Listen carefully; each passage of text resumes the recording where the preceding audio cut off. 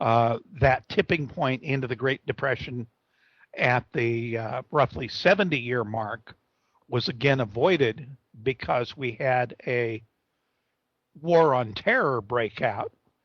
And I've argued that the spending that we have done on the war on terror, the Middle East, and our adventures in Afghanistan, Iraq, our wild fascination with domestic security has really had a very salutary effect in that it has caused there to be massive government hiring, and that has provided an economic stimulus which has prevented a Kondratiev long wave from appearing. And the Kondratiev long wave, of course, is built into 4 seasons: spring, summer, winter, fall.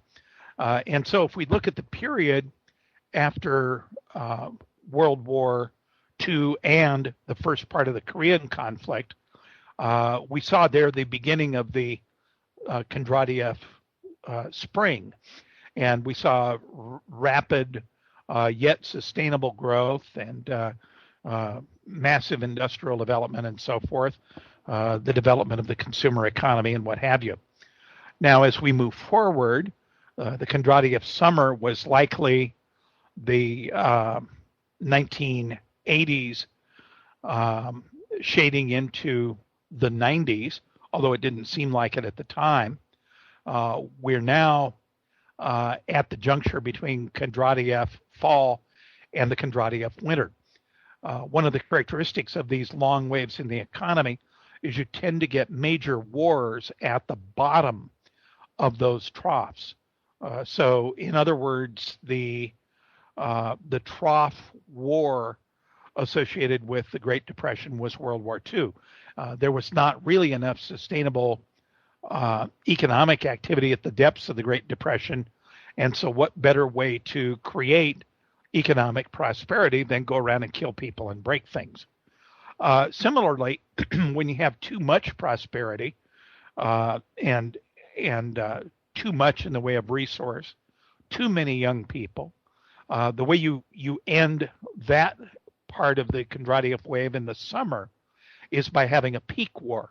And 1962, I think it was, when Kennedy had the first advisors in to Southeast Asia, the whole Vietnam experience on up through 73, 74, that 10 years war, stated or otherwise, really qualifies as the long wave peak war. And it was also concurrent with the peak of the Third World War, which is in the history books widely read as the Cold War. But that really was a peak war for all intents and purposes. So now we're in the fall shading into winter. And normally at this period of time, we would be expecting things like massive deflation, which is really out there if you know where to look for it. And we'd be setting up for another war, which will ultimately, in a few years, or I hope Cliff's data doesn't say this, but could actually happen as early as next year, which would kill people and break things sufficiently so that we would have new industries arising out of things like coping with radiation while still living in America, or coping with radiation while raising food. But those are the kinds of technologies and advances that we can expect from the next World War, which should logically be along as soon as we put in a good Kondratiev winter bottom. Now there is a little bit of a problem in that the Kondratiev winter bottom is hard to define by looking at traditional economic indicators, because it's a widely recognized cycle. And as such, guys like Ben Bernanke, who are very well read on the Depression, understand that the thing you need to do in a deflationary period is print money like crazy. And so one can easily see how the U.S. Federal Reserve would likely be inclined to, hold on just one sec, Federal Reserve gov. You can actually look up the rate at which the Federal Reserve has been promoting money creation in order to paper over what in the Depression would have been the really, really horrific deflationary period where cash becomes king. So when we look at the current 12-month rate of M1 creation, what we find is it's going up by 20.8%. And if we zoom in just on the most recent 3-month reporting period, we'll see that the M1 rate is increasing at 29.2%, and the broader M2 cash and money creation number is running at 13.3%. That's for 3 months annualized. So the thinking of the Fed is right. I don't have any quarrel with how they're proceeding, except for this. They haven't come out and been candid with the American people about where we are in the long wave economic cycle. Now, obviously, economists are mainly those who are schooled in formulas. And because they're schooled in formulas, they don't like to admit cycles even exist. They like to think of everything as neat interlocked formulas that can tell you anything you want to know. But if you step back from the chart of the Dow or step back from any of the commodity charts, you'll see that there are regular price fluctuations over time, and especially they become evident when you back out the underlying rate of inflation, the so-called CPI deflator. So that's how Kondratiev is. As I say, we're either in or approaching winter. That's good.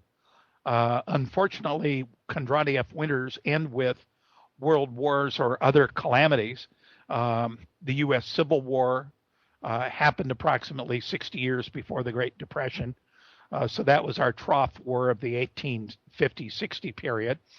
World War II was our trough war, ending the last Kondratiev winter. The one that's just ahead of us, 2014-2015, may very well be Chinese or it could be Russian. It just depends on how things pencil out in coming months. But we should see. Gosh, I don't want to say should see, but it's statistically big wars happen in these periods, and so golden mushrooms going off someplace in the world. Maybe it's India, Pakistan. Maybe it's Iran and spreading from that, or maybe it's the U.S. trying to interfere in Russian internal politics in their elections. I don't know what the Archduke Ferdinand equivalent will be. By the way, World War I was a peak war. We'll see that kind of scale of global violence likely.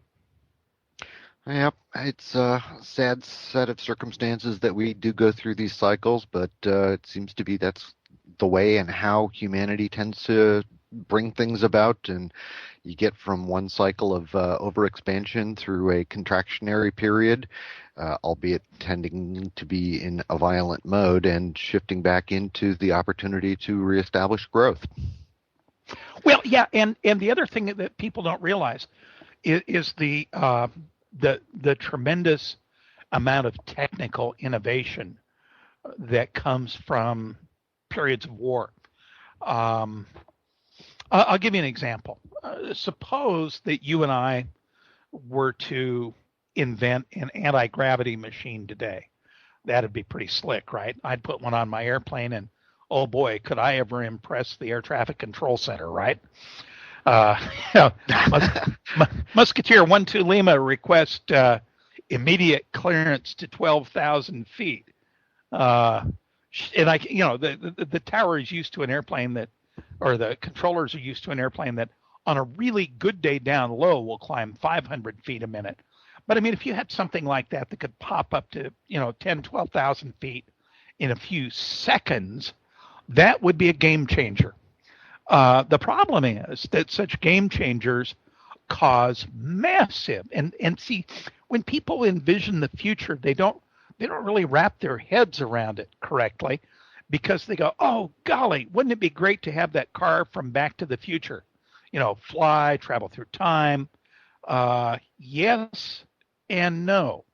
The no, unfortunately, is that you can collapse an economy overnight with what our friends at DARPA, the Defense Advanced Research Projects Agency, call disruptive technologies. If you and I were to invent this gravity pod that we could stick on the old Dodge pickup truck out here on the ranch or on your Audi R8 or whatever you're driving, you wish, right? Yeah. What would happen to Boeing?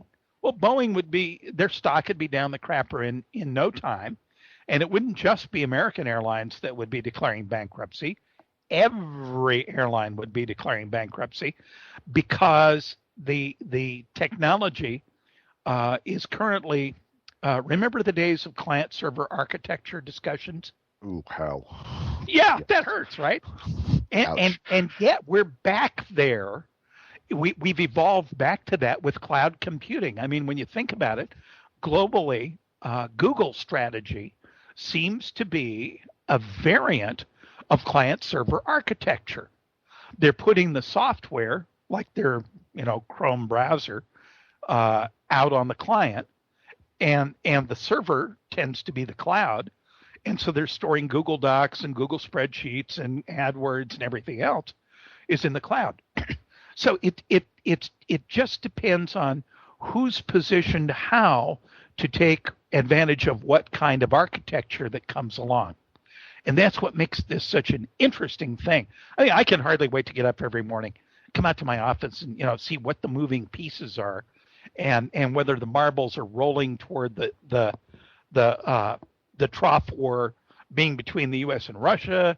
Most people don't realize my consigliere pointed this out to me this past Thursday. He said, you do know historically why China and the U.S. are so close right now. And he reminded me that in 1971 or 2,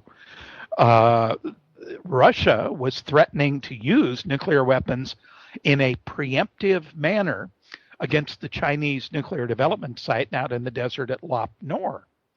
And Richard Nixon, for all of his conniving character problems, really understood, and as did Henry Kissinger, the importance to the United States of China, and told Russia that we would go to war with China just as though it were a U.S. state being attacked. And that was the second near brush with global disaster following the Cuban Missile Crisis. Most people don't know, or I don't think fully appreciate, how close we became, or how close we came in that period, 71, 72, to a global war with Russia. And as a result, when Nixon and Kissinger were invited to China, I think that was 73 or so, it wasn't because we were such nice people. It was because we had basically ensured then communist China's independence. And that was our payoff, is getting big name American companies rights to build, distribute, manufacture in China, and then being able to take advantage of the low prevailing labor rate and outsource expensive American manufacturing to China.